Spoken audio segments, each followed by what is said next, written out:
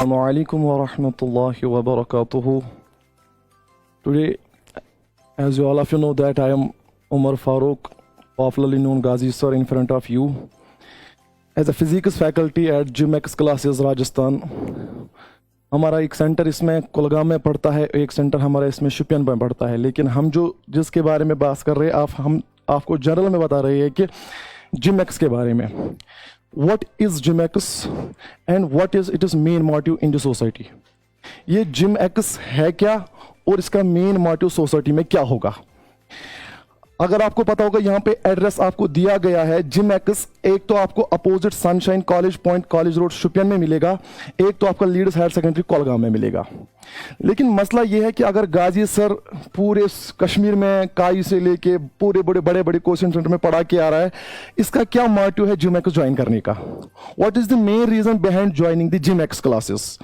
तो GMX join करने का आपको मैं सीधे अगर बता दूं तो हमारे यहाँ पे एक चीज है, यहां पे मैं आपको बता दूं. अगर मैं आपको यहां पे बता दूं, GMX ज्वाइन करने का मेन मोटिव क्या है? हमारे यहां पे सोसाइटी में कोचिंग को एक बिजनेस सेक्टर बनाया जाता है. बिजनेस इन द सेंस क्या, आपको यहाँ पे बच्चे को गारंटी के नाम पे बहकाया जाता है. हम गारंटी नहीं देने वाले ना. आपको मेरी शक्ल से लगता होगा कि मैं आपको गारंटी दूंगा कि आपके बच्चे को नीट या जेई में लेके चलूंगा. ना ना ना, ऐसा कोई मोटिव है ही नहीं हमारा. एज अ मेन मोटिव आपके सामने आने का और GMX ज्वाइन करने का मेरा यही मोटिव है कि सोसाइटी में कुछ चेंजेस लाने के लिए, if you want to see the change in a society then you have to become a change. उस चेंज के लिए गाजी सर ने GMX को ज्वाइन किया. अनंतनाग को छोड़ के कोलगाम में सेटल होना पड़ा. ये इस वजह से क्योंकि मुझे लगा कि सोसाइटी में आपको यहाँ पे चेंज लानी पड़ेगी, उसके लिए आपको कुछ ना कुछ कुर्बानी देनी पड़ेगी. That is why we joined the GMX classes. अभी GMX का मेन मोटिव क्या रहेगा मार्केट में? GMX का मेन मोटिव मार्केट में यही रहेगा to create the best output out from the students. Students को ऐसे तैयार करना है ताकि वो सोसाइटी में किसी भी जगह पे एक ऐसा प्लेटफॉर्म क्रिएट करेंगे जो आपके यहां पे फ्यूटाइल आउटपुट क्रिएट होगा. यानी कि ऐसे बच्चों को तैयार करना जो सोसाइटी में कल ये कह सकेगी कि मैं गाजी सर का स्टूडेंट हूं या मैं GMX का प्रोडक्ट हूं, या जो फख्र से कहे कि मैं सोसाइटी का डॉक्टर हूं, मैं सोसाइटी का इंजीनियर हूं. ऐसे प्रोडक्ट्स को क्रिएट करना है. तो हमारा मेन मोटिव क्या रहेगा? फर्स्ट पॉइंट जो आपके सामने यहां पे है, फर्स्ट पॉइंट जो आपके सामने यहां पे है वो ये वाला पॉइंट है, experienced and best faculty team in the society. हमारे यहां पे हमने यंग प्रोडक्ट को और यंग यूथ को ज्यादा अपॉर्चुनिटी दी है ताकि वो यंग यूथ अगर वेकअप हो जाएगा तो सोसाइटी में रेवोल्यूशन आता है.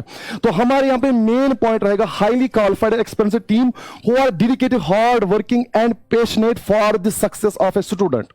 हर किसी स्टूडेंट को ऐसे केयर किया जाएगा कि जैसे वो टीचर का अपना बच्चा होगा. ये हमारा मेन मोटिव रहेगा कि बच्चे को यानी कि बच्चे को एज अ पैसा मत समझना, बच्चे को एज अ पर्सनल बच्चा समझना. ये हमारा मेन पॉइंट रहेगा. और दूसरा जो पॉइंट हमारा यहां पे है, एक टीचर को हमने यहां पे GMX में कंसल्ट किया है, वो इसलिए नहीं कि वो पैसे लेने के लिए महीने के लिए वेट करेगा. ना ना ना, हमने उसको इसलिए इंस्टीट्यूट में ज्वाइन किया है और इसलिए इंस्टीट्यूट में कंबाइन किया है ताकि वो हमारे हर एक काम में हमारे साथ चले. चाहे हमारे बच्चे को कितना ही लो लेवल कितना हो, कितना ही हाई लेवल क्यों ना हो, लो और हाई लेवल का कोई फिक्र न करके हमने पर्सनल बच्चे को पर्सनल अटेंशन देना है और टीचर अपना सारा इंटेंशन और सारा अटेंशन बच्चे पे लगा के उस बच्चे से मैक्सिमम आउटपुट हासिल कर सके. ये हमारा दूसरा पॉइंट है. और तीसरा ये आपको मैंने बता दिया, अल्टीमेट पर्सनल केयर. यानी कि अगर क्लास में कोई बच्चा ऐसा है जो आपके लेक्चर के साथ बैलेंस नहीं कर पा रहा है, यानी कि उसकी लेवल बाकी बच्चों से कम है या ज्यादा है, लेकिन यहां पे टीचर को क्या करना है, क्लास के बाद हर एक बच्चे को इतना केयर करना जरूर है ताकि वो बाकी बच्चों के साथ कंपीट कर सके. किसी भी बच्चे को नाकाबिल, किसी भी बच्चे को अनपढ़ सोसाइटी में नहीं करना है. और हमारा यहां पे जो चौथा पॉइंट रहेगा, क्योंकि आमतौर पर क्या होता है, आमतौर पर सर लेक्चर बहुत देता है, पढ़ाता भी बहुत अच्छा है, लेकिन होता क्या है मैक्सिमम केस में बच्चे के पास स्टडी मटेरियल पढ़ने के लिए कुछ नहीं होता है. हमारे यहां पे एक टर्म होती है, अगर आपने देखा होगा NCERT, ये हमारा मेन फोकस रहेगा। अगर मैं इस एनसीईआरटी को आपके सामने एक्सप्लेन कर लूं तो आपके लिए काफी होगा। यहां पे बेटा एक वर्ड है N. N stands for notes. अगर बच्चे के पास स्टैंडर्ड और रिलेवेंट नोट्स टॉपिक के रिलेट नहीं होंगे तो बच्चा कितना भी पढ़ाई करेगा वो सारा वेस्ट में जाएगा। तो यहां पे जो एन है, नोट्स आपके स्टैंडर्ड होना चाहिए और वो हमारे मेन मोटिव में आता है। हम बच्चे को वही नोट्स प्रोवाइड करेंगे जो उसके सिलेबस और जो उसके पढ़ाई के मुताबिक होंगे, कोई वेस्ट फ्यूटाइल मटेरियल नहीं होगा। दूसरा यहां पे हमारा जो यहां पे मेन पॉइंट भी है वो ये है कि बच्चे को रोज यहां पे रेगुलर क्लासेस अटेंड करने पड़ेंगे, क्लासेस रोज अटेंड करने पड़ेंगे। और ई है यहां पे एवरीडे। आर है यहां पे जो भी क्लास में उसको पढ़ाया जाएगा उसको रिवीजन करना है।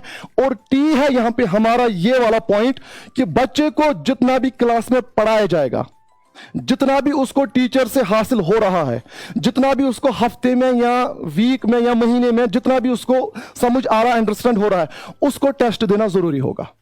ये एनसीईआरटी के रिलेटेड हमारा सारा फोकस रहेगा। और एनसीईआरटी के बाहर न कभी पेपर आता है न कुछ एग्जाम होता है। यहां पे हमारा मेन फोकस ये रहेगा एनसीईआरटी। और एनसीईआरटी का मैंने समझाया आपको, नोट्स होने चाहिए स्टैंडर्ड, यानी कि फ्यूटाइल नोट्स हमारे यहाँ पे काम के नहीं है।